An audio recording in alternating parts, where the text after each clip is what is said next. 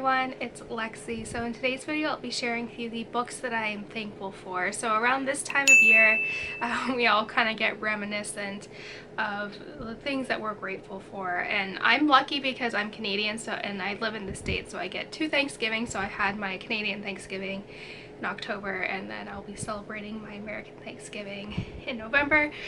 So I thought this would be a good time to kind of share the books that I was thankful for this year. So like I said, these are the ones that specifically I read in 2019, and overall 2019 was a year of ups and downs for me. I had a lot of I had like a life-altering event in February,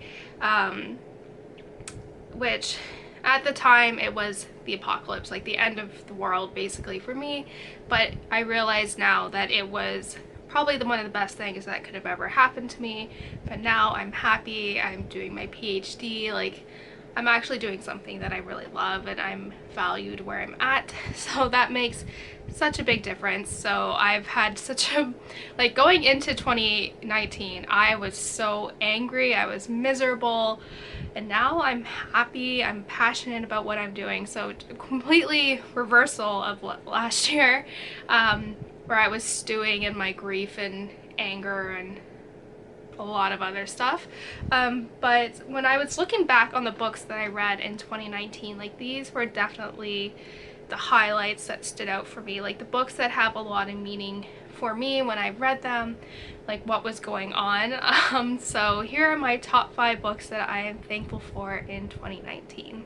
So starting out, I first have The Girl in the Tower, or basically just the Bear and the Nightingale trilogy by Catherine Arden. So I read this one in January, and I read the final one, The Winter of the Witch, in February. And like I said, February was the apocalypse basically for me, and yeah, these books provided me with an escape from my reality. Like I was reading this one right around, the last one right around the things that happened in February, and you know what, it provided me with that escape that I needed. Like I needed to decompress from my world, I needed to just take a break. And this book, because it is so atmospheric, like this series is like totally transports you to Russia during the Middle Ages. Like I completely lost myself in this world and this character, and like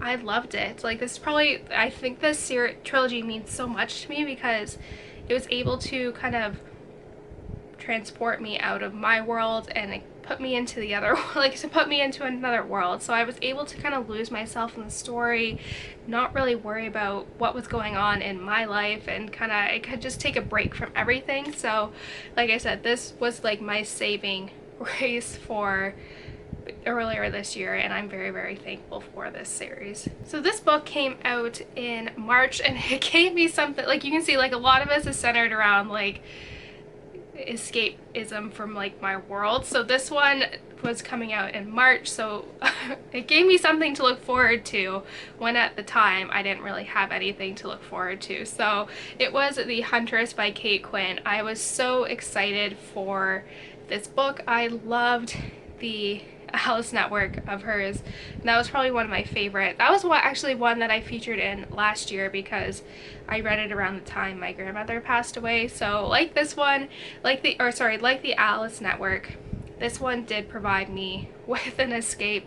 It gave me something to look forward to when at the time I didn't really have much to be thankful or like to look forward to or be excited about. So this one I was able to lose myself in completely, and yeah, it was just so good. So her books, like you can tell, like they just have been come into my life at the right time. So yeah, I'm very much thankful for this book and this author. So next I have The Heart of Betrayal, or The Remnant Chronicles by Mary E. Pearson. And this was a series that I read a couple of years ago, but me and my friend decided to pick this up for our book club. So this one, again, I kind of read around the time of, you know, the apocalypse, and it was just really good. Again, with this, it just provided me with like a social outing where I could talk to my friend and just kind of, you know, talk to her about the book, talk to her about my life, and I really appreciated that. Like this one, We have our book club. We've had it for a year now, and it's just something I've always looked forward to doing with her. And this is a series that is near and dear to my heart, so being able to read this with her was just really, really fun. So it was good. Like I said, I love this series so much, and I'm just thankful that we were able to kind of bond over this series. And you know, she was always there for me when I had like my little fall from grace earlier this year, so this was the one we were reading around that time. So I'm very thankful again that it provided me with kind of a networking event with my friend and just kind of being able to talk with her. Alrighty, so we're moving on post-apocalyptic, you know, later in the year, and this is a trilogy that I started reading this year. I got the first one for Christmas, and I wasn't really knowing what to expect, but I was very much pleasantly surprised by it. And it is the Year One trilogy by Nora Roberts, the first one being Year One, and then the second one of Blood and Bone. This one really forced me to step outside my comfort zone. The premise of this, it takes place in our world where there is this virus that kills 2/3 of the population in a week, and those that are left are those who have some magical like capabilities in them, and that kind of leads to problems there. So like I said, it was very much different from what I tend to read, but oh my goodness, I was just blown away with this. I really liked the first one, but this one of Blood and Bone that I read over the summer was just like, I was so obsessed with this. Like, I flew through it.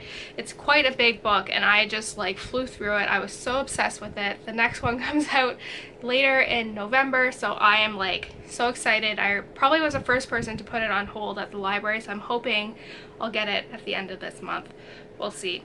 But I will just like, this one was just, I haven't been obsessed with this type of book in a really long time, and I was like all in with this series. So yeah, I'm really thankful for that it just was just like, I was really excited for a book and like a series and the characters, which I felt like I haven't had that obsessiveness in a while. And lastly, I have a new release that I was just so excited for, probably one of my most anticipated books of 2019, and it was Vow of Thieves by Mary E. Pearson, the final book in the Dance of Thieves duology. And this book was everything that I wanted it to be. I was like, as soon as I got it, I was like, oh my goodness, drop everything, I'm reading this. And it was just really nice. It still ended on a cliffhanger. Like, the last chapter is just half a page long, and I'm like, you can't end it there. Oh my gosh. So I really love this world and how it's expanding, the characters, how even the first Kiss of Deception book, things tie in with this one, even though it's 6-7 years in the past or in the future. I loved it. I love this world. I love this characters, and I was just so thankful for this book coming out this year because it was just like, oh my gosh, I'm so excited. So that's it, guys. Thank you guys so much for watching. Please let me know in the comments below what books you are thankful for this year and all of that fun stuff. So yeah, thank you guys so much for watching. Don't forget to give this video a thumbs up, and I will see you guys next time. Bye, guys.